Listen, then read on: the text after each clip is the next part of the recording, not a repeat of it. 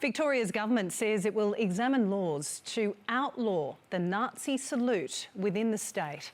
Political leaders united in condemnation after a group of white supremacists yesterday clashed with transgender rights supporters and performed the offensive gesture outside State Parliament. Slammed as a weak and vile act. We're a bunch of cowards acting in a cowardly and disgraceful way. Describing 30 neo-Nazis who marched through Melbourne CBD Saturday afternoon, saluting on Parliament steps. The group, clad in black, arriving at an event organised by British anti-transgender rights activist Kellie-Jay Keen, who is on an Australian tour. Her supporters vastly outnumbered by pro-trans rights counter-protesters. As police separated both groups, the neo-Nazis able to walk unimpeded, shouting transphobic slurs and holding an offensive sign. We cannot see repeats of history where we have neo-Nazis and fascists feeling comfortable and supported to put on such transphobic displays, calling for the eradication of vulnerable communities. This morning, Premier Daniel Andrews tweeting, "Nazis aren't welcome, not on Parliament steps, not anywhere.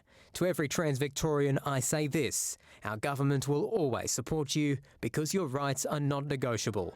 Members of the Jewish community also supporting transgender people. The transgender community are absolutely distressed by what happened yesterday. It was an attack on them and they feel quite gutted. Kellie-Jay Keen distanced herself from the group. Women are not responsible for the things that men do.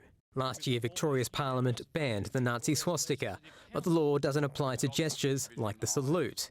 The state's police union says officers were left with no legal authority to intervene. I know we wish we had the capacity to stop that sort of offence. Victoria Police need whatever powers they need to ensure that those Nazi sympathisers do not get away with what they have yesterday. The state government this morning open to the tightening of vilification laws. The government has absolutely no tolerance for this sort of behaviour. This is a real insidious, hateful ideology, and we need to deal with the root causes of it and rip it out by the roots. Jewish community leaders want the salute banned outright. And there is something very, very wrong when these Hitler worshippers who fantasize about an area in Australia can do the Heil Hitler salute and there is no consequence.